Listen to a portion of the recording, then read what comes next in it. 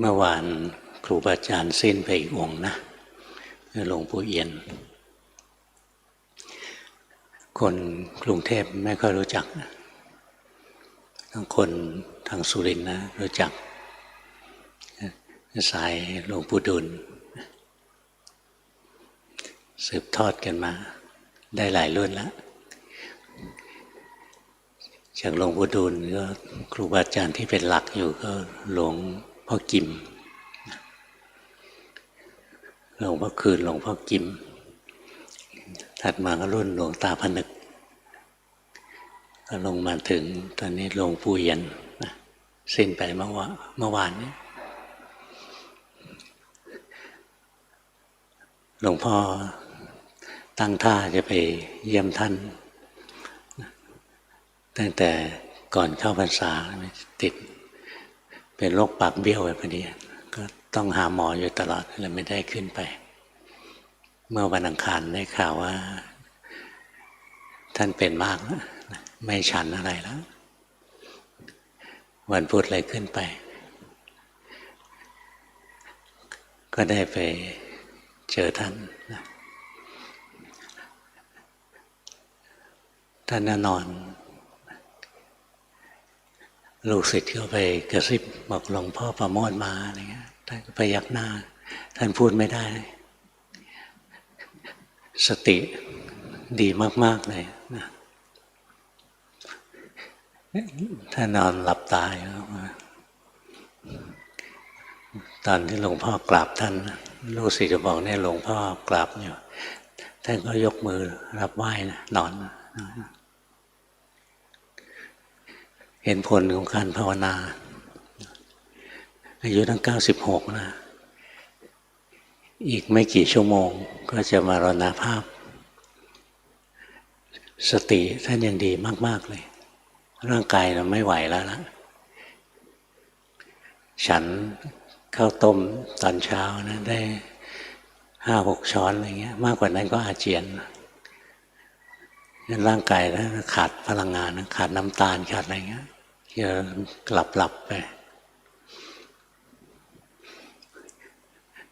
แต่สตินะสมบูรณ์จิตใจดีสว่างไสวท่านมรณภาพอย่างงดงามอีกองค์หนึ่งนะลูกศิษย์กำลังพยายามสร้างเจดีย์นะสร้างไม่ทัน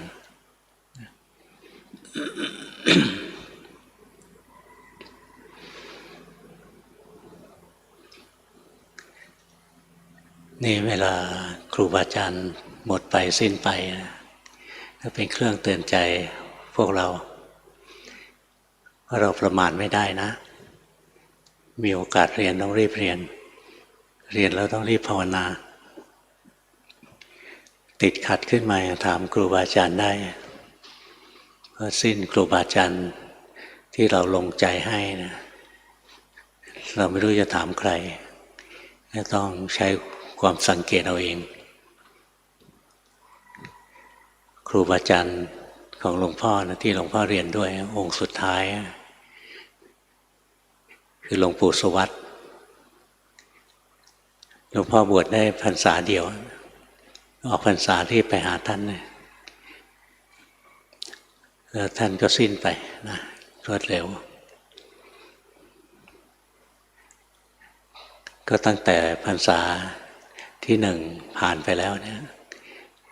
หลวงพ่อก็ภาวนาเอาเองใช้ความสังเกตเอาใช้หลักที่ครูบาอาจารย์สอนสังเกตตัวเองไปเรื่อยๆทำอะไรแล้วกุศลเจริญทำอะไรแล้วกุศลเสื่อมทำอะไรแล้วอกุศลจะเกิดขึ้นเลยเกิดมากขึ้นทำอะไรแล้วอกุศลไม่ค่อยเกิดอะไรเงี้ยสังเกตตัวเองเรื่อยๆใช้โยนิโสมนสิการถ้าเราไม่มีกัลยาณมิตรที่เราลงใจได้เชื่อมั่นได้เราก็ใช้โยนิโสมนสิการสังเกตตัวเองเอาที่เราทำอยู่เนี่ยกุศลหรืออกุศลมันเติบโตมันลดละอกุศลไหมมันพัฒนากุศลขึ้นมาไหม สังเกตตัวเองพระพุทธเจ้าท่านเคยสอนนะบอกว่ากัลยาณมิตรนะเป็นทั้งหมดของอริยมรรคอีกคราวหนึ่งท่านสอนบอกว่าโยนิโสมนสิการนะเป็นทั้งหมดเลยของอริยมรรคบทเต็มๆท่านบอกว่าแสงเงินแสงทองเป็นเครื่องหมายแรกว่าพระอาทิตย์กำลังจะขึ้นความมีกัลยาณมิตรก็เป็นเครื่องหมายแรกแห่งอริยมรรคอีกคราวหนึ่งท่านก็บอกนะแสงเงินแสงทองเป็นเครื่องหมายแรกของดวงอาทิตย์ว่าจะขึ้นแล้วโยนิโสมนสิการนี่เป็นเครื่องหมายแรกงั้นมีสองสิ่งนะที่ท่านพูดไว้ในฐานะเสมอกันเลยคือโยนิโสมนสิการกับกัลยาณมิตรสองอันนี้พวกเราดิ้นรนหากัลยาณมิตรที่บางคนมาส่งกันบ้านหลวงพ่อนะกัลยาณมิตรสอนอย่างนี้อย่างนี้หลวงพ่อดูหน้าแล้วไม่ใช่กัลยาณมิตรหรอกเราไปตั้งให้เขาเป็นกัลยาณมิตรเองจริงเพี้ยนในยุคที่ครูบาอาจารย์หายากเนี่ยสิ่งที่สำคัญที่สุดเลยนะคือโยนิโสมนสิการแยบคายในการสังเกตตนเองเราทำอะไรแล้วอกุศลที่มีอยู่ดับไปอกุศลใหม่ไม่เกิดเราทำอะไรแล้วกุศลที่ยังไม่เกิดเกิดขึ้นนะกุศลที่เกิดแล้วเจริญขึ้นเนี่ยเราต้องดูว่าอะไรควรทำอะไรไม่ควรทำเนี่ยเป็นตัวโยนิโสมนสิการที่สำคัญมากอย่างบางท่านฉันข้าวมากแล้วมึนภาวนาไม่ถูกเลยท่านก็ฉันข้าวน้อยลงนะท่านดูตัวเองทำไงแล้วสติเกิดนะสติมันเป็นตัวกุศลนั่นแหละบางองค์อดข้าวได้นะแต่อดนอนไม่ได้อดนอนวันหนึ่งเนี่ยเบลอไป3 วันเลยต้องนอนชดเชยท่านก็ดูตัวเองท่านอดข้าวท่านไม่อดนอนเนี่ยบางองค์ท่านอดนอนท่านไม่อดข้าวบางองค์ไม่อดข้าวไม่อดนอนบางองค์ทั้งอดข้าวทั้งอดนอนท่านดูตัวของท่านเองเราไม่ได้ดูคนอื่นนะสังเกตตัวเองทำอะไรแล้วกุศลเจริญนะกุศลดูง่ายๆสติเกิดบ่อยไหมสติเป็นตัวชี้ขาดเลยนะว่าเมื่อไรมีสติเมื่อนั้นจิตเป็นกุศลแน่นอนสมาธิไม่ใช่ตัวชี้ขาดนะจิตสงบเนี่ยไม่จำเป็นต้องเป็นกุศลนะต้องระวังนะแต่ถ้ามีสติร่างกายเคลื่อนไหวรู้สึกจิตใจเคลื่อนไหวรู้สึกได้นี่เป็นกุศลแน่นอนนะแต่จิตสงบสว่างนิ่งสบายอยู่เฉยๆนะอาจจะเป็นโมหะก็ได้เป็นโมหะสมาธิก็ได้เพราะฉะนั้นกุศลเนี่ยถ้าสติเนี่ยเป็นกุศลแน่นอนปัญญาเนี่ยเป็นกุศลแน่นอนวิริยะความเพียรชอบเป็นกุศลแน่นอนศรัทธาไม่ใช่งมงายนะศรัทธาเป็นกุศลแต่ตัวสมาธิเนี่ยไม่แน่ว่ากุศลหรืออกุศลงั้นอย่างนักกรรมฐานที่ฝึกกันแทบเป็นแทบตายนะฝึกสมาธิกันนะดูแล้วบางทีก็ไม่มีประโยชน์อะไรที่ฝึกเพราะไปฝึกผิดไปฝึกเอามิจฉาสมาธิเข้าอย่างนั่งสมาธิแล้วก็เคลิ้มลืมเนื้อลืมตัวอันนั้นเป็นมิจฉาสมาธินั่งสมาธิแล้วจิตออกนอกไปเห็นผีเห็นเปรตเห็นเทวดาเห็นนรกเห็นสวรรค์อะไรเงี้ยก็ไม่ใช่สมาธิที่เป็นสัมมาตัวสัมมาเนี่ยต้องเป็นตัวที่เกื้อกูลต่อการบรรลุมรรคผลทั้งหมดนะถ้าไม่งั้นไม่เรียกตัวสัมมาทิฏฐินะมีความเห็นถูกต้องนะเกื้อกูลต่อการบรรลุมรรคผลนิพพานสัมมาสังกัปปะเนี่ยมีความคิดถูกต้องเกื้อกูล ต่อการบรรลุมรรคผลนิพพานสัมมาสมาธิก็สมาธิที่ถูกต้องเกื้อกูลต่อการบรรลุมรรคผลนิพพานมีสองอันหนึ่งคืออารัมมณูปนิชฌานอันหนึ่งเป็นลักขณูปนิชฌานประกอบด้วยสติสติสำคัญมากนะเมื่อไรขาดสติเมื่อนั้นไม่ใช่กุศลนะไม่ใช่กุศลแล้วนั่งแล้วเคลิบเคลิ้มใจลอยลืมเนื้อลืมตัวมีกายลืมกายมีใจลืมใจนะใช้ไม่ได้นะไม่มีสติงั้นเวลาที่เราจะฝึกตัวเองนะฝึกสติให้ดีการจะฝึกสติให้ดีนะต้องหัดรู้สภาวะเพราะสติเนี่ยมีการที่จิตจำสภาวะได้แม่นยำเป็นเหตุใกล้ให้เกิดจิตจะจำสภาวะได้แม่นยำนะจิตต้องเห็นสภาวะบ่อยๆนี่ที่หลวงพ่อบอกตะกี้นะถ้าจะเป็นสัมมาสมาธิทั้งสมาธิที่เกื้อกูลกับบรรลุมรรคผลมีสติแล้วสติตัวนี้ต้องเป็นสติปัฏฐานเป็นสติที่ระลึกรู้กายสติที่ระลึกรู้ใจเพราะถ้าสติที่ไม่ได้ระลึกรู้กายระลึกรู้ใจท่านไม่เรียกสติปัฏฐานถ้าไม่ใช่สติปัฏฐานไม่ใช่สัมมาสติพระพุทธเจ้าอธิบายสัมมาสติด้วยสติปัฏฐานงั้นสติปัฏฐานนี่เป็นสติรู้กายรู้ใจตัวเองนี่ต้องฝึกนะอย่างจะมีสติรู้ลมพัดใบไม้ไหวคอยดูอย่างเงี้ยมีสติรู้นกบินมาก็รู้งูเลื้อยมาก็รู้อะไรอย่างเงี้ยไอ้นี่เป็นของออกนอกนะมันยังไม่ใช่ตัวสัมมาสติสมาธิที่เกิดขึ้นมันก็เป็นสมาธิออกนอกเพราะสติมันออกนอกสมาธิมันก็ออกนอกนะงั้นถ้าเรามีสติระลึกรู้กายมีสติระลึกรู้ใจแล้วสมาธิที่เกิดขึ้นจะเป็นสัมมาสมาธิเป็นสมาธิที่ระลึกรู้กายรู้ใจตัวเองได้ถ้าระลึกรู้อยู่ในอารมณ์เดียวไม่หลงไม่เผลอไม่ลืมไม่ได้เพ่งก็เป็นสมาธิชนิดอารัมมณูปนิชฌานถ้าจิตมันเคลื่อนไปแล้วเรารู้สติรู้ทันจิตที่เคลื่อนไปนะสมาธิชนิดลักขณูปนิชฌานก็มีขึ้นมางั้นมันต้องอาศัยตัวสติรู้กายรู้ใจนะถ้าไม่มีสติรู้กายรู้ใจสมาธิที่เป็นสัมมาเนี่ยจะไม่มีเพราะสัมมาสมาธินะ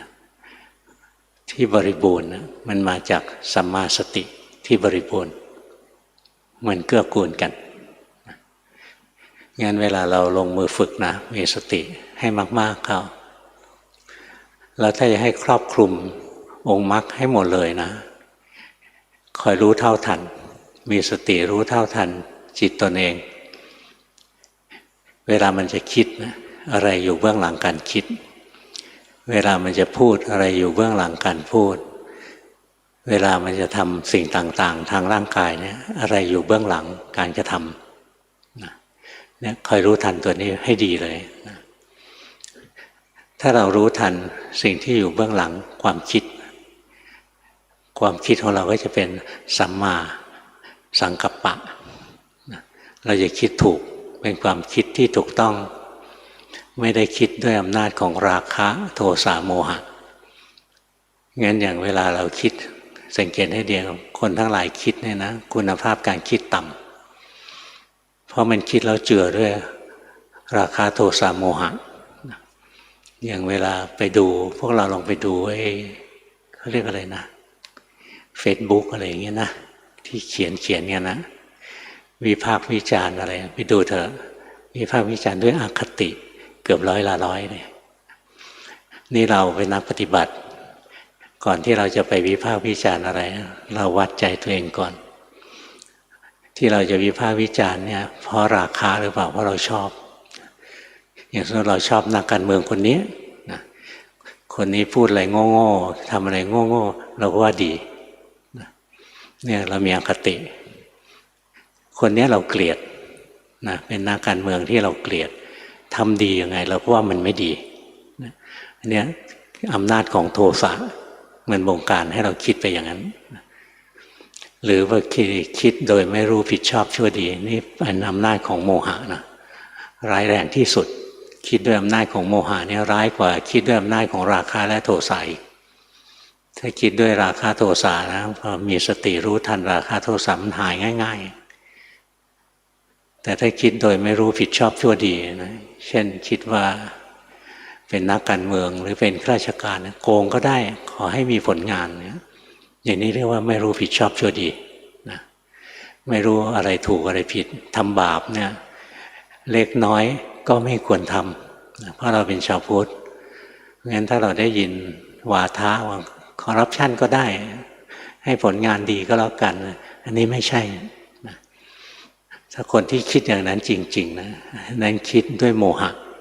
คิดโดยไม่รู้ผิดชอบชั่วดีแต่ถ้าเขารู้ว่าคอร์รัปชันมันก็ไม่ถูกหรอกแต่มันมีผลประโยชน์เป็นการหาเหตุผลสนับสนุนให้ตัวเองคอร์รัปชันอันนี้คิดด้วยโลภะคิดด้วยราคะเนี่ยเราวัดใจตัวเองให้ดีนะก่อนจะไปวิจารณ์คนอื่นตัวนี้สำคัญนะวัดใจตัวเองให้ดีก่อนนี่ถ้าเรียนกับหลวงพ่อเนี่ยการจะวัดใจตัวเองไม่ใช่เรื่องยากอะไรนะเราคอยรู้เท่าทันใจของเราตอนนี้มันถูกราคะครอบงำหรือมันถูกโทสะครอบงำนะหรือมันมีโมหะกำลังหลงอยู่อะไรเงี้ยฝึกให้มากๆนะฝึกให้มากๆรู้เท่าทันไปบ่อยๆนี่เสียงนกเงือกนะเสียงนกเงือกหลงไหมหลงก็รู้นะ ไม่งั้นหลงไว้หันไปพอดีเกิดกระดูกคอหักตายนะไปเกิดเป็นลูกนกเงือกนะไม่ดีงั้นอะไรอยู่เบื้องหลังการคิดของเรารู้ทันถ้าเรารู้ทันเบื้องหลังของความคิดแล้วความคิดของเราจะเป็นความคิดที่ถูกต้องนะความคิดของเราจะประกอบด้วยเมตตานะประกอบด้วยความไม่พยาบาทนะประกอบด้วยความไม่หลงนะสัมมาสังกัปปะก็เกิดพอความคิดถูกคำพูดก็ถูกคำพูดผิดเพราะว่าคิดผิดเพราะว่าราคะโทสะโมหะเข้าไปแทรกแซงแล้วเราไม่รู้ทันนะเพราะงั้นความคิดถูกก็เป็นจุดตั้งต้นทำให้คำพูดถูกเมื่อความคิดก็ถูกคำพูดก็ถูกสัมมากัมมันตะคือการกระทำของเราก็ถูกเมื่อความคิดของเราถูกคำพูดของเราถูกการกระทำของเราถูกการเลี้ยงชีวิตของเราก็ถูกเนี่ยเมื่อสิ่งเหล่านี้ถูกนะสัมมาวายามะก็ถูกก็เกิดขึ้นก็คือเราจะเกิดความเพียรที่จะลดละอกุศลที่มีอยู่เพียรปิดกั้นอกุศลใหม่ไม่ให้เกิดเพียรทำกุศลที่เกิดแล้วนะที่ยังไม่เกิดให้เกิดที่เกิดแล้วให้เจริญขึ้นนะ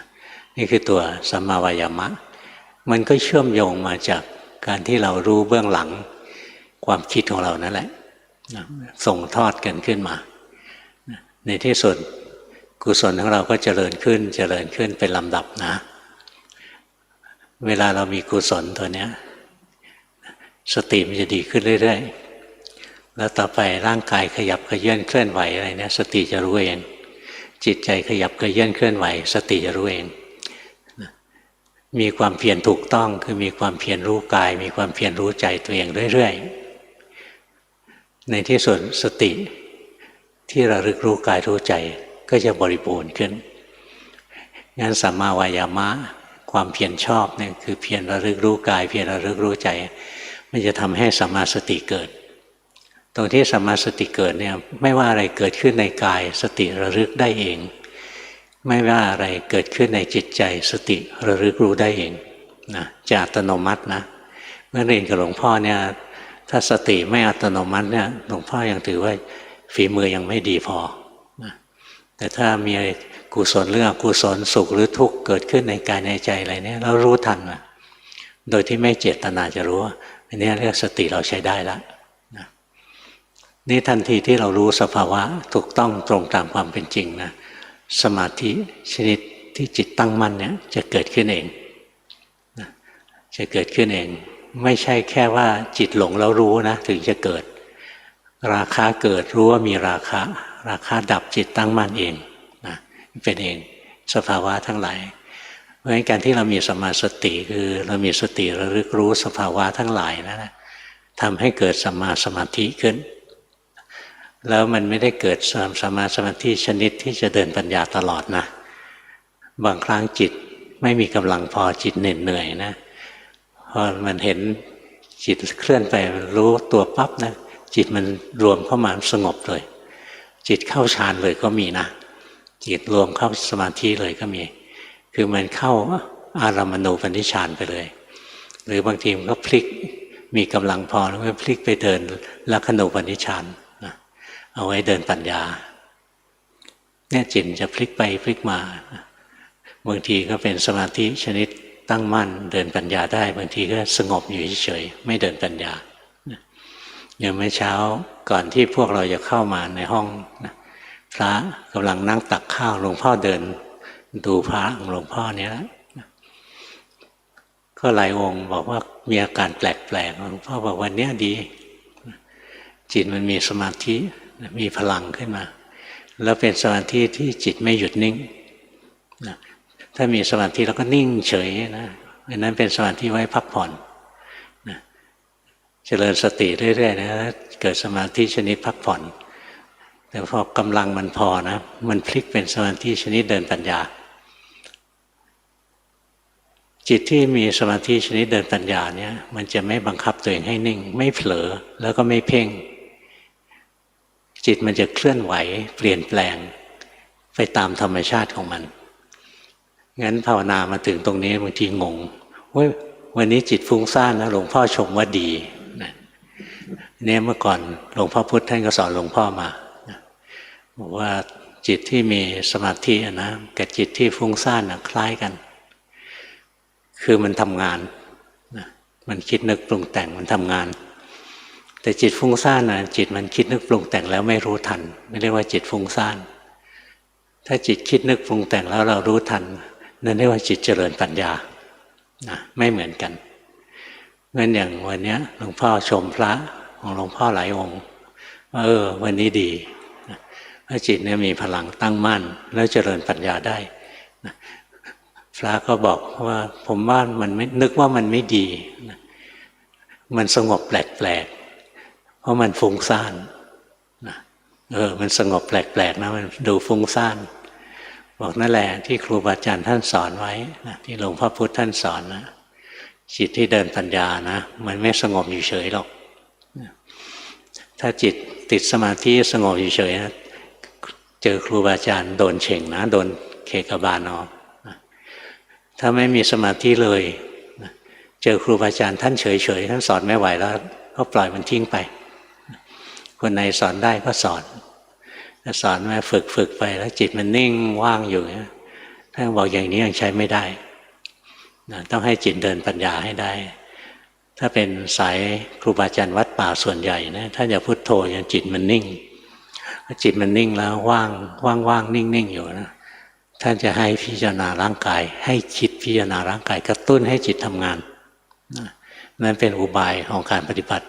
เพื่อให้จิตเดินปัญญาแต่อย่างเราดูจิตมันเนี่ยจิตมันขยันวุ่นวายเปลี่ยนแปลงตลอดเวลาอยู่แล้วละ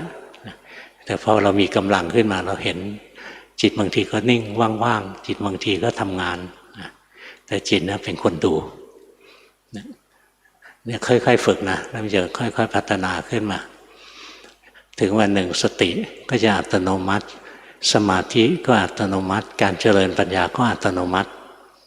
ต้องฝึกจนอัตโนมัติถึงจะใช้ได้ถ้าไม่อัตโนมัติยังจงใจทำอยู่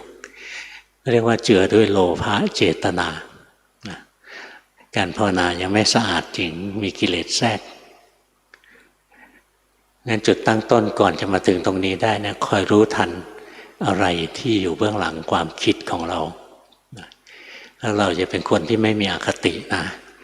ไม่อคติต่อคนอื่นด้วยไม่อคติต่อตัวเองด้วย ทีก็บางคนภาวนาแล้วก็นั่งด่าตัวเองทำไมกิเลสมันเยอะนักอะไรเงี้ยทำไมคนอื่นเขาสบายเราไม่สบายอย่างเขาอะไรเงี้ยก็คนมันไม่เหมือนกันนะอย่างทฤษฎีก็บอกมนุษย์นี่เท่าเทียมกันไม่จริงมนุษย์ไม่เคยมีความเท่าเทียมกันมาแต่ไหนแต่ไรแล้วบางคนเกิดมารวยบางคนเกิดมาพ่อแม่จนอะไรเงี้ยบางคนเกิดมาหน้าตาดีบางคนเกิดมาหน้าตาไม่ดีบางคนหน้าตา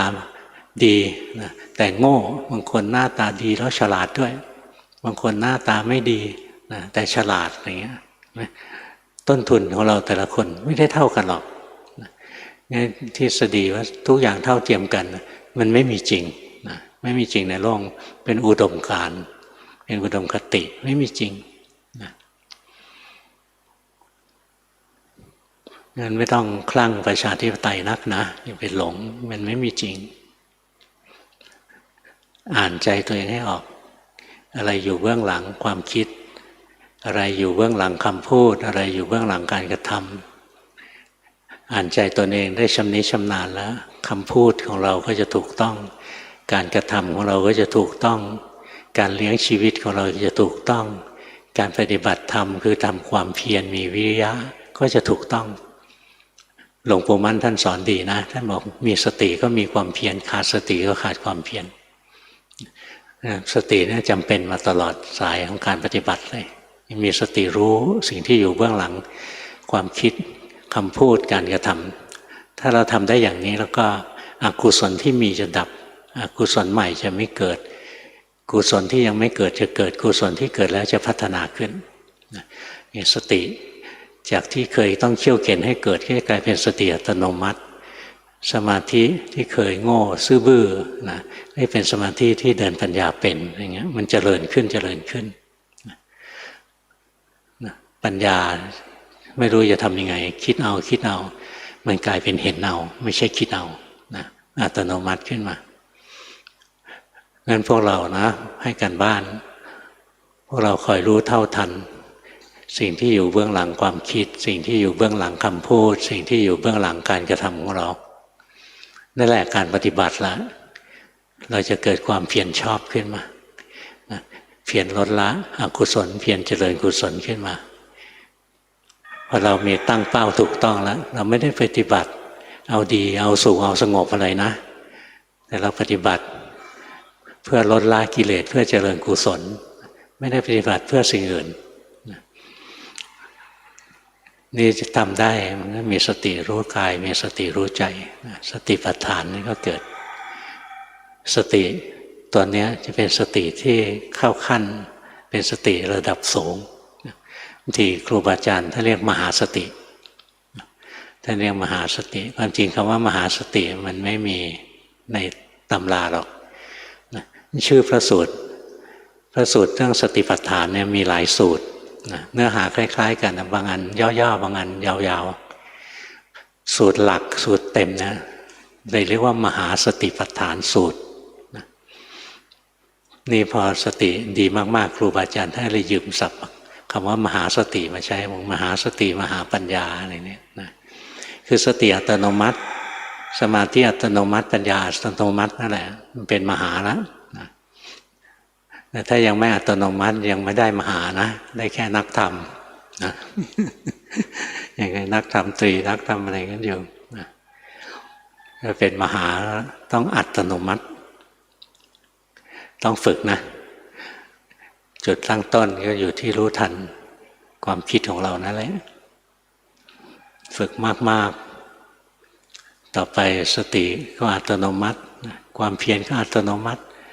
ภาวนาเนี่ยไม่ได้มุ่งอย่างอื่นเลยไม่ได้มุ่งมีหูทิพตาทิพ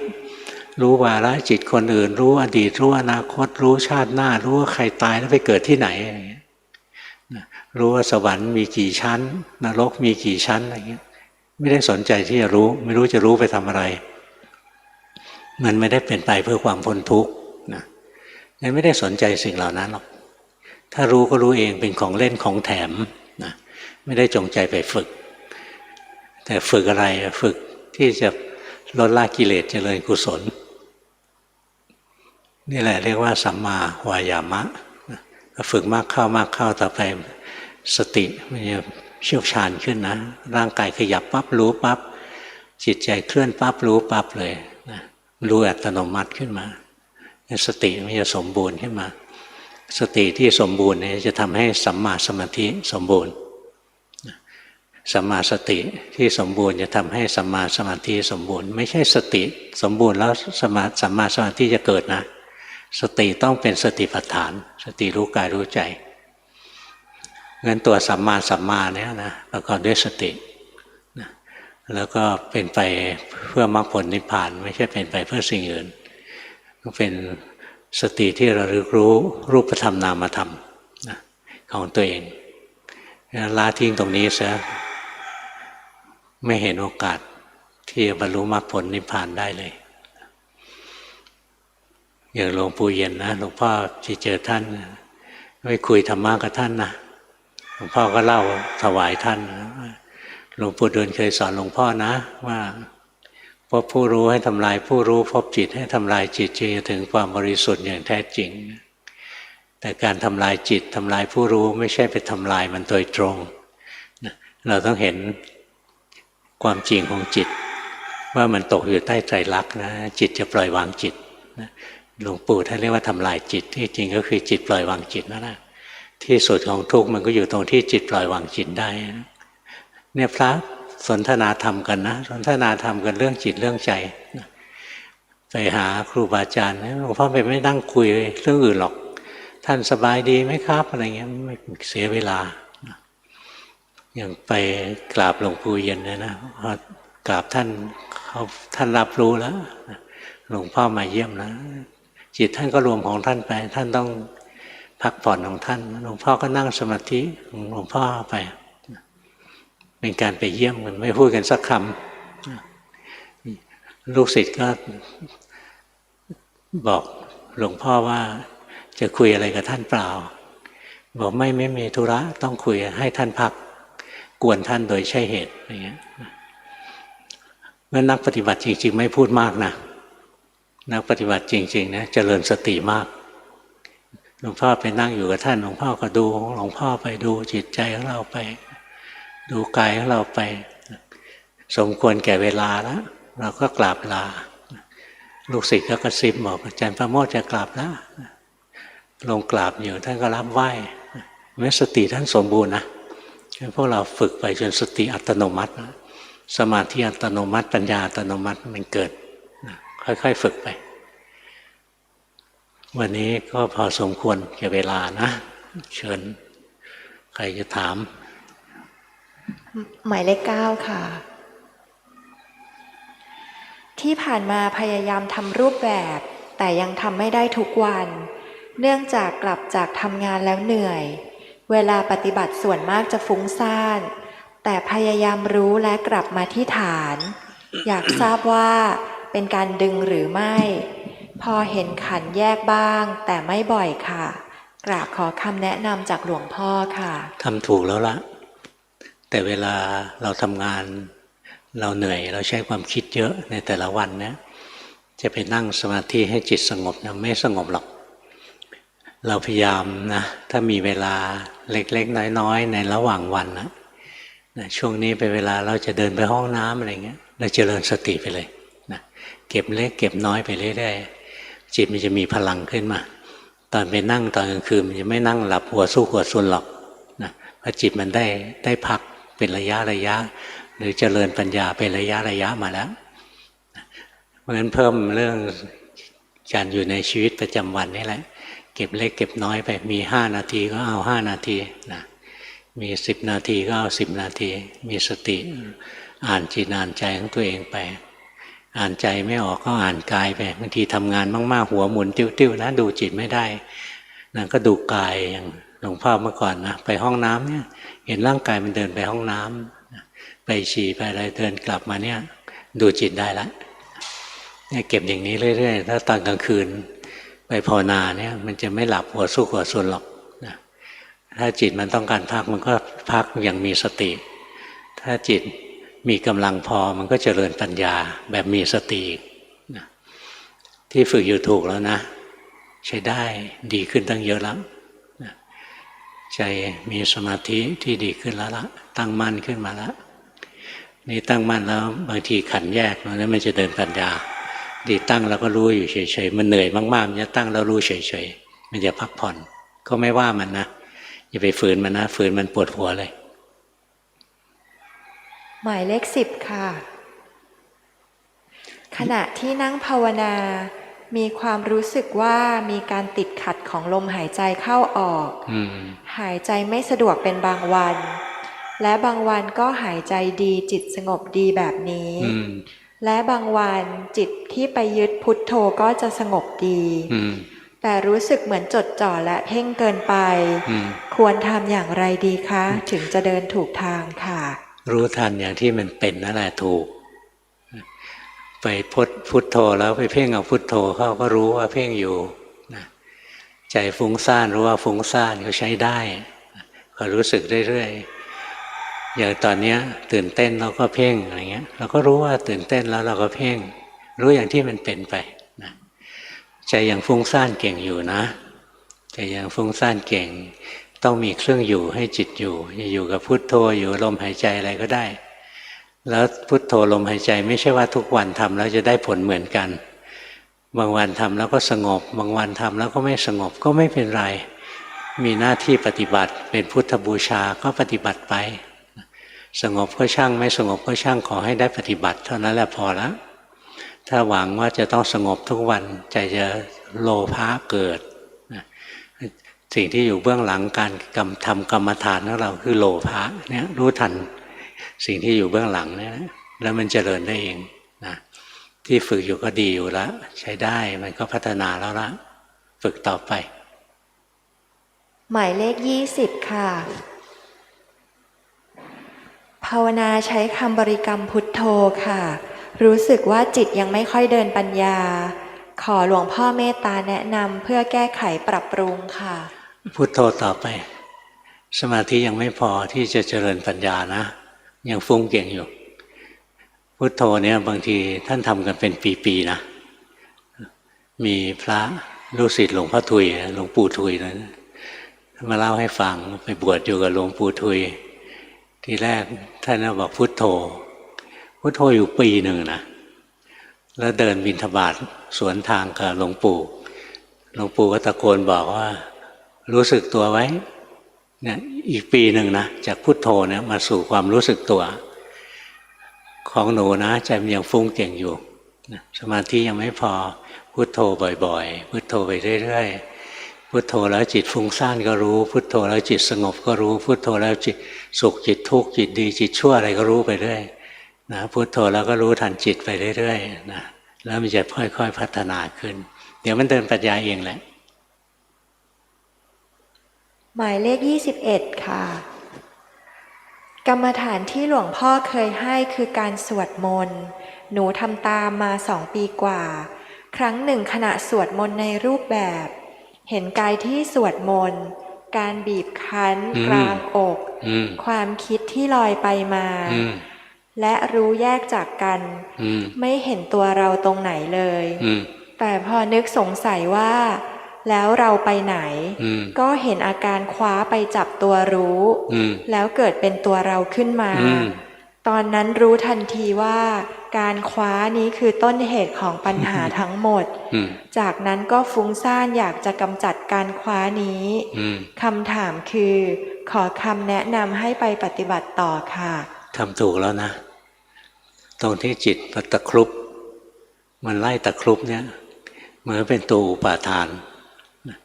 ไปตะครุบมามันก็ใจมันก็ดิ้นเป็นการสร้างภพแล้วก็เกิดตัวเราขึ้นมาเป็นตัวชาติแล้วก็เกิดตัวทุกข์ขึ้นมาเนี่ยมันเป็นกระบวนการที่เห็นนั่นนะเห็นถูกแล้วล่ะแต่อย่าอยากเห็นอีกนะเห็นก็ให้เห็นเองหน้าที่เราทำเหตุไปเรื่อยๆสวดมนต์ก็สวดไปเรื่อยๆแต่ถ้าสวดแล้วก็ลุ้นว่าเมื่อไหร่จะเกิดอีกเมื่อไหร่จะเกิดอีกไม่เกิดแล้วเพราะโลภะมันเกิดแล้วสติสมาธิปัญญาอะไรมันไม่เกิดหรอกนะรู้สิ่งที่อยู่เบื้องหลังการสวดมนต์ด้วยนะมันก็คือสิ่งที่อยู่เบื้องหลังความคิดของเรานั่นแหละพอรู้ทันนะใจมันก็สะอาดขึ้นมานะ เดี๋ยวสมาธิมันก็เกิดเองแหละเดี๋ยวการเจริญปัญญามันก็เจริญได้เองแหละไปฝึกไปอย่าสวดแล้วก็หวังว่ามันจะดีอย่างนั้นทุกครั้งนะ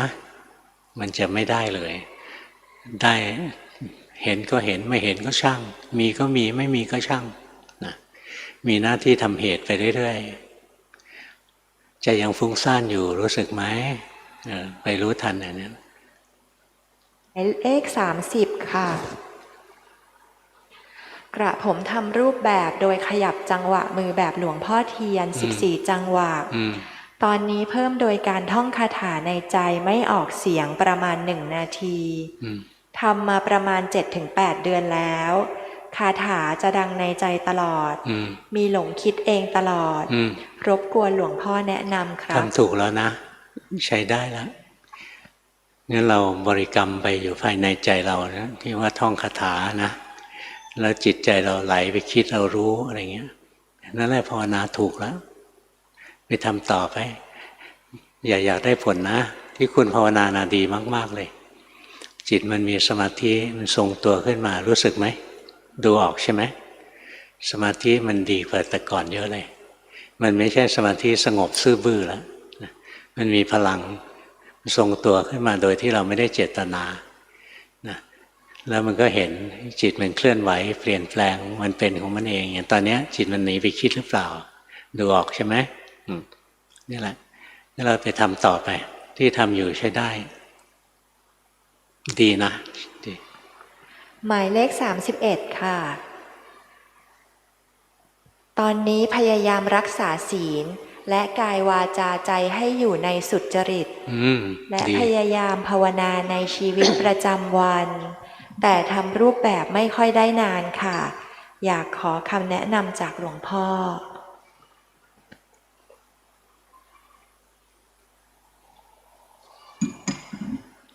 ทำไม่ได้นานก็ทำไปพอชำนาญขึ้นมันก็ทำได้นานมากขึ้นนะไม่ใช่ว่าเจริญสติในชีวิตประจำวันได้แล้วก็ไม่ต้องทำในรูปแบบมันจะไปไม่รอดจริงหรอกอย่าว่าแต่พวกเราเลยนะหลวงพ่อนั่งสมาธิตั้งแต่7 ขวบนะ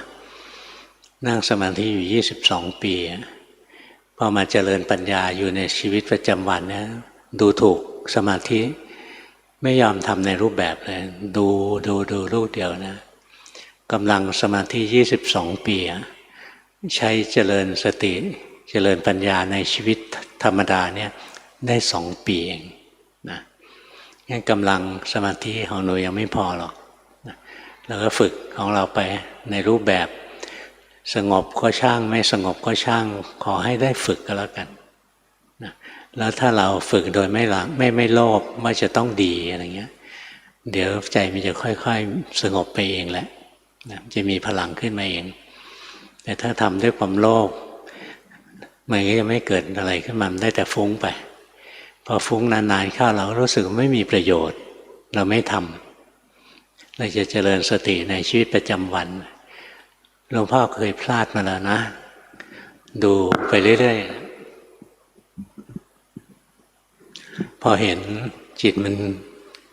เราดูมันเคลื่อนออกไปเราไม่เห็นว่าจิตเคลื่อนออกไปนอกฐานแล้วตัวกิเลสมันดับจิตมันว่างอยู่ข้างนอกนะแล้วว่างอยู่อย่างนั้นนะเป็นปีเลยใจสบายใจโปร่งใจโล่งแรกๆก็นึกว่าดีนะนานๆไปรู้สึกว่าไม่ใช่นะพระพุทธเจ้าสอนว่าไม่เที่ยงทำไมมันดูเที่ยงพระพุทธเจ้าสอนว่าเป็นทุกข์ทำไมมันดูว่าสุขพระพุทธเจ้าบอกว่าบังคับไม่ได้ทำไมเราบังคับได้เนี่ยมันเริ่มเฉลียวใจเพราะมีโยนิโสมนสิการสิ่งที่ทำอยู่นี้มันขัดแย้งกับที่พระพุทธเจ้าสอนเนี่ยมันต้องผิดนะแต่มันผิดตรงไหนไม่รู้พอดีขึ้นไปกราบหลวงตามหาบัวนะตอนนั้นยังเข้าถึงตัวท่านง่ายไม่ค่อยมีคนเท่าไหร่หรอกก็เข้าไปถามท่านว่าพ่อแม่ครูบาอาจารย์ให้ผมดูจิตผมก็ดูจิตอยู่แต่ว่ามันไม่พัฒนาเลยอย่างนี้เป็นปีแล้วไม่พัฒนาท่านบอกว่าที่ว่าดูจิตนั้นดูไม่ถึงจิตแล้วต้องเชื่อเรานะเราผ่านมาด้วยตัวเราเองตรงนี้สำคัญมากนะอะไรๆก็สู้บริกรรมไม่ได้ หลวงพ่อก็กราบท่านนะถอยห่างออกมาให้ท่านนั่งฉันข้าวเราก็ห่างออกมาสัก2-3 เมตรอย่างเงี้ยนั่งพุทโธพุทโธไปใจนี่อึดอัดใจหลวงพ่อเนี่ยไม่ชอบบริกรรมอย่างเดียวพุทโธพุทโธแล้วอึดอัดเราดูไม่ใช่นะครูบาอาจารย์ให้เราบริกรรมเนี่ยมันต้องมีเหตุผลการบริกรรมส่วนใหญ่ก็คือเพิ่มพลังของสมาธินั่นเองแสดงว่าสมาธิเราไม่พอหลวงพ่อก็ใช้สมาธิที่หลวงพ่อถนัดอย่างท่านบอกว่าต้องเชื่อเรานะเราผ่านมาด้วยตัวเราเองอะไรก็สู้บริกรรมไม่ได้อันนี้สำหรับท่านไงหลวงพ่อบริกรรมอย่างเดียวเนี่ยอึดอัดไม่เหมาะกับเราหลวงพ่อเคยหายใจเข้าพุทหายใจออกโทท่านพอลีท่านสอนตั้งแต่เด็กพ่อกลับไปทำนะหายใจไม่กี่ทีนะจิตก็สงบจิตเข้าฐานรู้เลยว่าตลอดเวลา1 ปีที่ผ่านมาเนี่ยจิตอยู่ข้างนอกเพราะงั้นในการเจริญสติในชีวิตประจำวันอย่างเดียวเนี่ยนะถึงจุดหนึ่งไปไม่รอดหรอกต้องทำในรูปแบบด้วยเวลาทำในรูปแบบนะสงบก็ช่างไม่สงบก็ช่างขอให้ได้ปฏิบัติถือว่าเราปฏิบัติเพื่อบูชาพระพุทธเจ้านะทำใจไว้อย่างนี้นะเป็นเวลาที่จะบูชาพระพุทธเจ้าแล้ววันนี้ดอกไม้ที่มาบูชาไม่ค่อยสวยหรือวันนี้ดอกไม้สวยอย่างเงี้ยวันนี้จิตสงบวันนี้จิตไม่สงบก็ไม่เป็นไรขอบูชาท่าน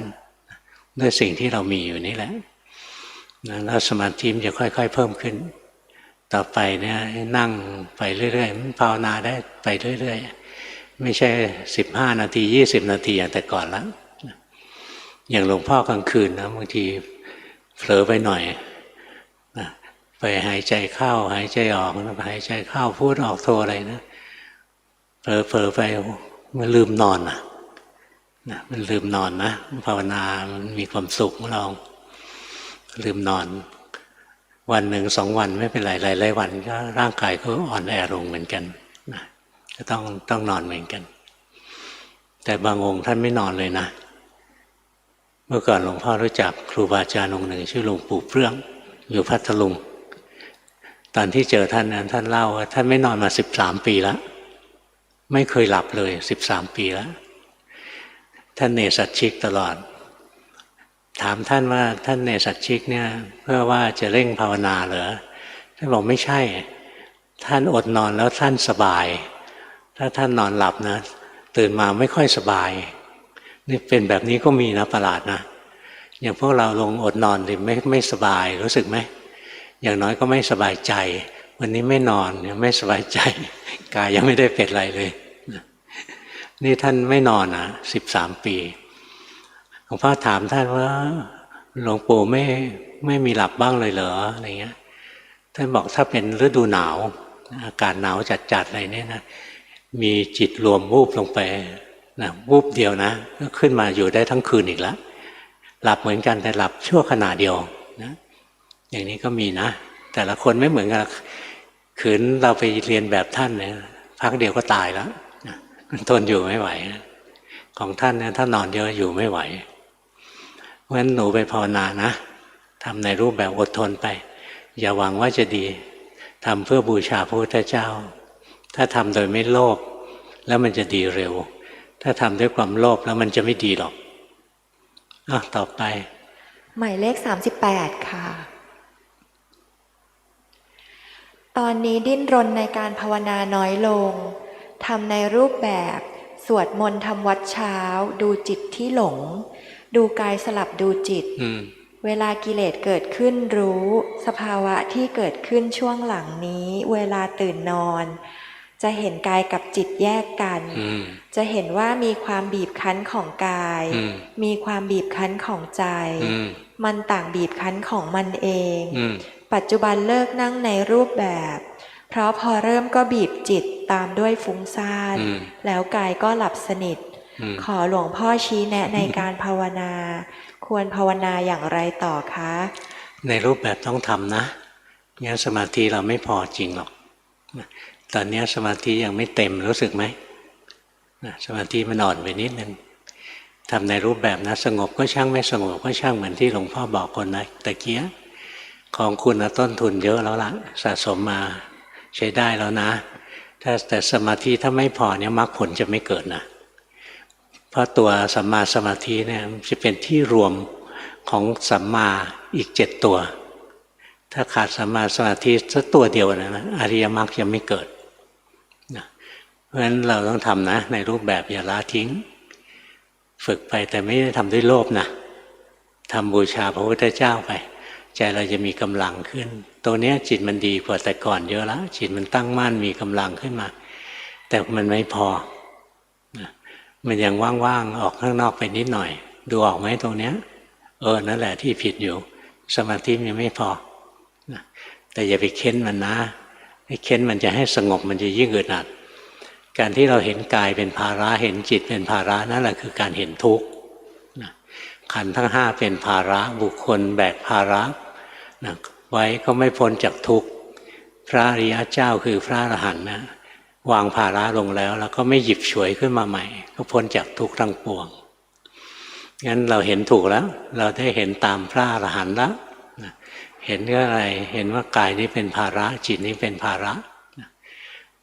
แต่มันตัดไม่ได้สมาธิมันไม่พอหมายเลข59ค่ะคนสุดท้ายส่งการบ้าน2 ปีค่ะใจมันไม่เข้มแข็งมันหนีทุกข์ยังแพ้กิเลสอยู่มากช่วงนี้พอรู้ตัวแล้วเหมือนจะไปติดเรื่องความว่างความไม่มีอะไรหรือเปล่าคะ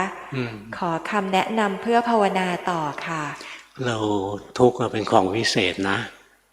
พระพุทธเจ้าถึงบอกให้รู้ทุกข์ไม่ได้ให้หนีทุกข์การที่เราจะเจริญปัญญาก็คือเห็นกายเห็นใจมันก็เห็นตัวทุกข์นั่นเองนี่ในชีวิตจริงๆเราเนี่ยความทุกข์มันก็เยอะเราก็เบื่อหน่ายตัวทุกข์เต็มทีเวลาภาวนาจิตมันก็หนีทุกข์ไปอยู่ในความว่างถามว่าแล้วมันดีไหมมันก็ดีอย่างโลกคือมันไม่ทุกข์ทรมานจนสติแตกแต่ถามว่าดีในทางธรรมไหมก็ยังไม่ดีสมบูรณ์หรอกดีในทางธรรมนะต้องเจริญปัญญาได้อย่าหนีความจริงคนที่หนีความจริงนะมันหลบหนีความจริงมันแก้ปัญหาไม่ได้จริงเคยรู้จักได้ยินชื่อนกกระจอกเทศไหมนกกระจอกเทศนะเวลาศัตรูมาเนี่ยสิงโตมาเนี่ยแทนที่จะรีบวิ่งหนีนะเอาหัวมุดเข้าไปใต้ปีกตัวเองไม่เห็นแล้วสิงโตไม่ทำอะไรเราแล้วสิงโตยิ้มหวานเลยเจอไอ้ตัวเนี้ยเอาไว้กินทีหลังนะเลือกไอ้ตัวที่อยากกินก่อนไอ้ตัวเนี้ยยังไงก็ได้กินนะเวลาเราภาวนาก็เหมือนกันนะเรากลัวทุกข์นะแล้วก็เอาหัวซุกปีกนะหลบเข้าไปอยู่ในว่างๆอะไรอย่างนี้นะสุดท้ายเราทนความทุกข์ไม่ได้หรอกนะความทุกข์มันเป็นความจริงของชีวิตเราจะติดในความสุขว่างๆออกมาเจอชีวิตจริงนะยิ่งอยู่ไม่ได้อยากยิ่งอยู่ไม่ได้มากขึ้นไปอีกยิ่งแย่มากขึ้นอีกเพราะฉะนั้นอดทนหน่อยนะสลับกันพอจิตใจพอมีกำลังแล้วถอยออกมาดูความจริงของร่างกายของจิตใจพอดูแล้วจนมันเหนื่อยหน่ายท้อแท้มันทุกข์ทนไม่ไหวกลับไปอยู่ในว่างเนี่ยวิ่งเข้าวิ่งออกวิ่งเข้าวิ่งออกอย่างนี้ดีกว่านะดีกว่าให้ว่างอยู่เฉยๆถ้าว่างอยู่เฉยๆเดี๋ยววันหนึ่งสิงโตแล้วก็เอาเราไปกินหรอกนะคือกิเลสนั่นแหละมารนั่นแหละที่ลากคอเราไปพอเข้าใจไหมจำเอานะหมดแล้วนะหมดแล้วเชิญ